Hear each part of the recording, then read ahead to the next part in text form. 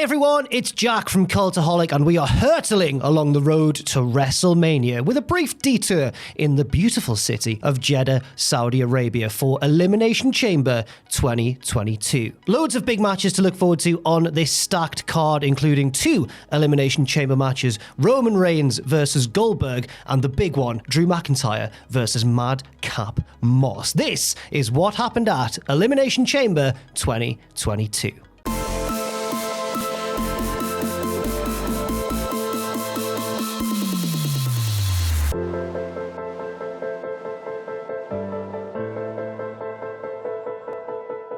Just the one pre-show match to talk about, and it was The Miz taking on Rey Mysterio, accompanied by his son Dominic. This match goes back and forth for a while, with Miz really healing it up for the crowd, antagonizing Dom on the outside and trying his best to get under Rey's skin. But Dom kind of evens the odds at various points in the match, and then right towards the end, Miz goes to use a chair behind the referee's back. Dominic stops him, but Miz does the old Eddie Guerrero trick, pretending to the referee that Dom had hit him with the chair and getting Dom ejected. With Dom on his way out of the ring, Miz tries to blindside Rey with a skull-crushing finale, but Rey rolls through 1, 2, 3, and Rey Mysterio picks up the win. But it's not over yet, as Miz tries to attack after the match, but Rey and Dom beat him down and hit a pair of feel-good frog splashes in honor of Eddie Guerrero. Lovely stuff, and a pretty good pre-show match.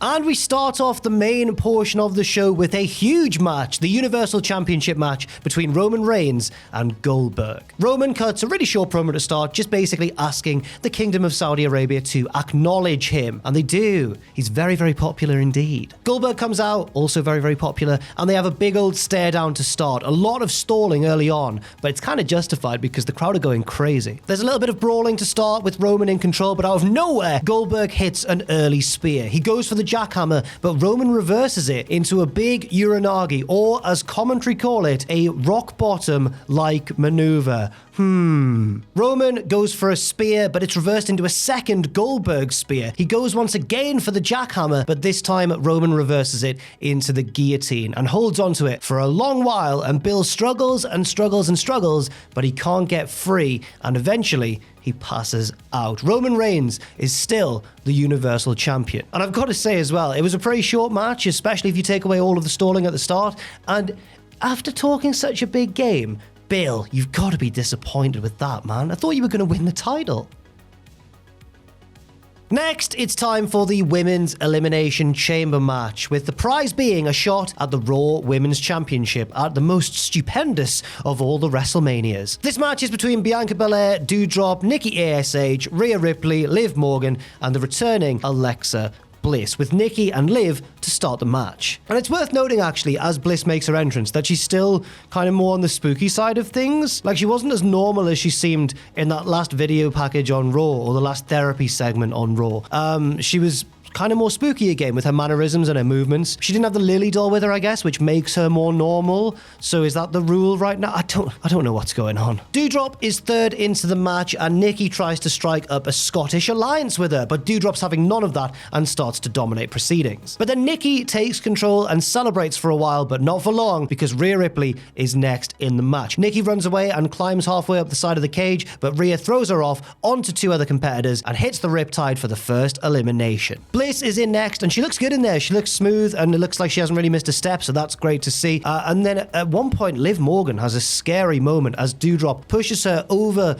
the top turnbuckle, and her leg gets caught on the top turnbuckle, and she's kind of dangling there. Thankfully, she seemed okay, but it could have been a really nasty moment. Liv gets revenge, though, and eliminates Doudrop soon after with a lovely sunset bomb for 3. Bianca Belair comes in next and teams with Rhea Ripley to take down the other 2. It's kind of a tall versus short alliance, and Bianca even stresses this with a one-handed press, very impressive, on Liv Morgan. This lasts for a little while until Rhea turns on Bianca and they have a really nice back and forth. And at this point I'm thinking, could this just be the match at WrestleMania? There's an intense final 3 until Bianca manages to get the KOD on Rhea Ripley and eliminate her, leaving it between Bianca and Bliss. This is again a really nice back and forth with loads of false finishes and a particularly nice handspring reversal of Bliss's DDT from Bianca. Bliss looks like she's in control, but Bianca regains momentum with just a straight up punch to the face and wins with the KOD. Bianca Belair is going to WrestleMania. Next, we have Charlotte Flair and Sonya Deville taking on Naomi and Ronda Rousey. But Ronda, of course, has to wrestle with one hand tied behind her back. Excuse me, I should say that Ronda has to sports entertain with one hand tied behind her back. Ronda is also competing in her judo gi, the same gi that she won her Olympic bronze medal in, so that's quite a nice little detail as well. The match begins and Sonya reveals that her injured arm is now fine. Boo! How could you do this, Sonya? Charlotte teases tagging in to give us a bit of a preview of the WrestleMania match between her and Ronda, but then decides against it. Naomi comes in and beats up Sonya for a bit and then tags in Ronda, but Charlotte jumps Ronda from behind and takes control. And we do get a little bit of a preview of WrestleMania, but Charlotte is just dominating because Ronda, of course, only has one arm. Ronda goes for the hot tag to Naomi at one stage, but Charlotte drags her back using the rope that is securing her arm in place. So very nice heelish tactics there from Charlotte, but Ronda finally does get the tag and Naomi runs wild. Charlotte, though, retakes control of the match and almost gets the figure four locked in, but Ronda breaks it up. And finally, it all comes down to Ronda and Sonya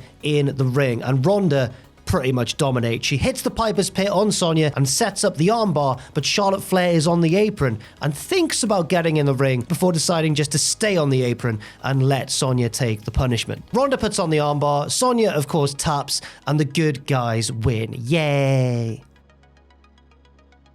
Next up, it's time for my main event, the Falls Count Anywhere match between Drew McIntyre and Madcap Moss, accompanied, of course, by Happy Corbin. Before the match starts, Drew puts his sword away by the ring post. Why, Drew? It's a no DQ match, basically. There's no rules apart from Falls Count Anywhere. Why would you...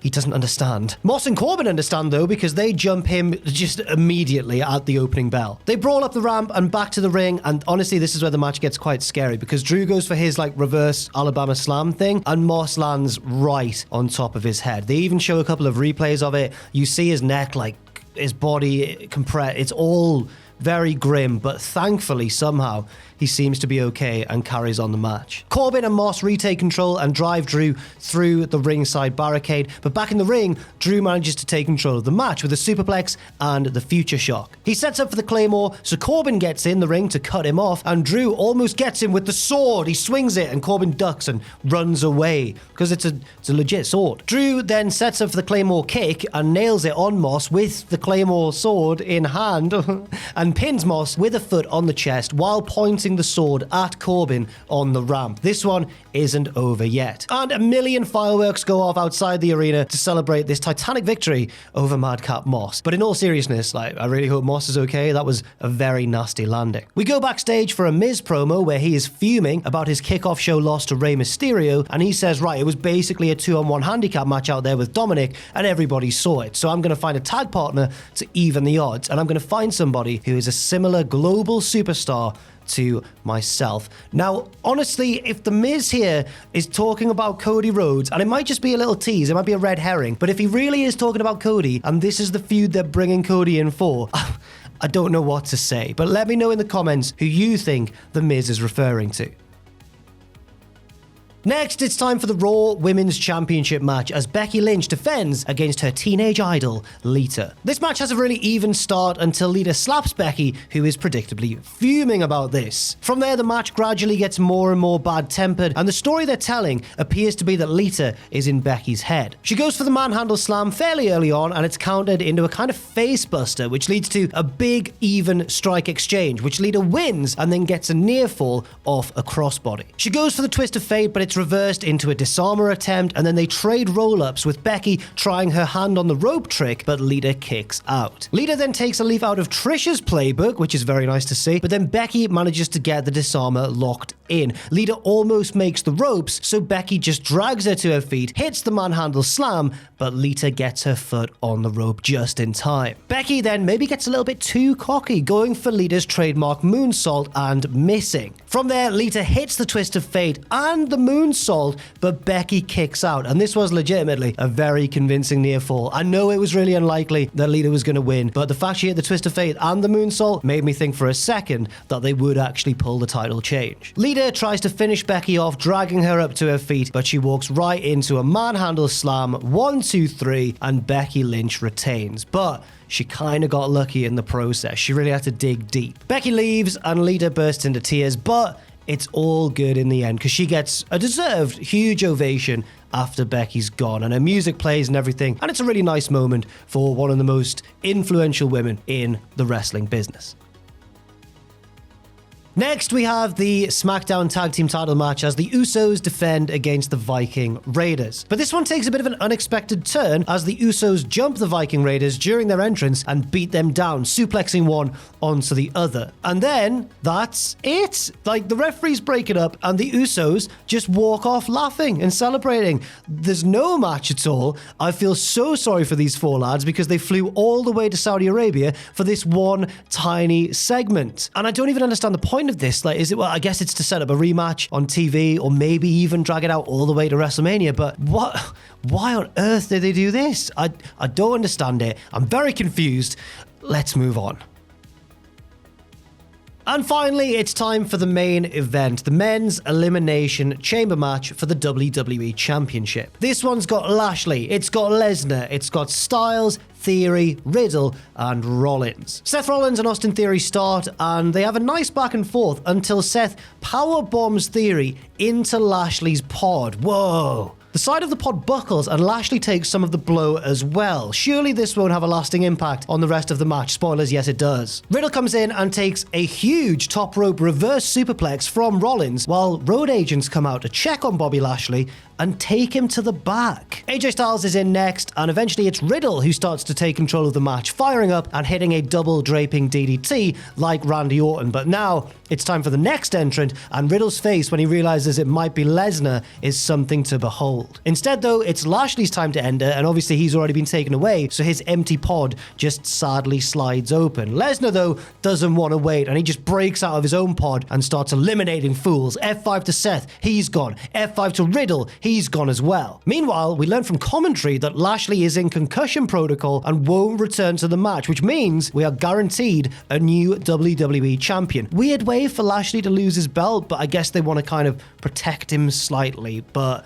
it's debatable whether or not this actually achieves that. AJ puts up a fight against Lesnar, but pretty soon it's another F5 to him, and he is gone as well, and Austin Theory is left alone with Brock Lesnar. Theory runs away, he runs around the ring a little bit and tries to lock himself in a pod, and Brock just boots the pod in straight away and drags Theory out and starts beating on him. But Theory fights back with a low blow and a DDT for a near fall. Can you imagine if Austin Theory had beaten Brock Lesnar here? Theory then tries to escape by climbing quite high, trying to get through a gap in between the wall and the ceiling of the chamber. Brock climbs after him scarily quickly, and they meet on top of a pod. Brock bashes Theory's head into the side of the chamber a few times and then hits an F5 from the top of the pod down to the floor below. Theory seems to take it feet first and kind of roll onto his body. He seems to absorb the impact really well, but nevertheless, it's a terrifying bump to take. From there, Lesnar casually hops down, 1, 2, 3 to Austin Theory, and he even takes a mocking pretend selfie as well with his beaten foe. Brock Lesnar is once again the WWE champion. This, of course, means that the main event of WrestleMania is going to be champion versus champion as Roman meets Brock. Babyface Brock's a lot of fun. What can I say? I don't know if I want him to win because obviously Roman's heel run has been really, really cool. I don't know if I want to see that come to an end yet, but Brock was so entertaining here, even despite the controversial nature of the match, with Lashley being taken away and everything. And that brings a close to Elimination Chamber 2022. Let me know what you thought of it in that comment section down below, and thank you very much for watching once again. I've been Jack from Cultaholic, and I'll see you very soon.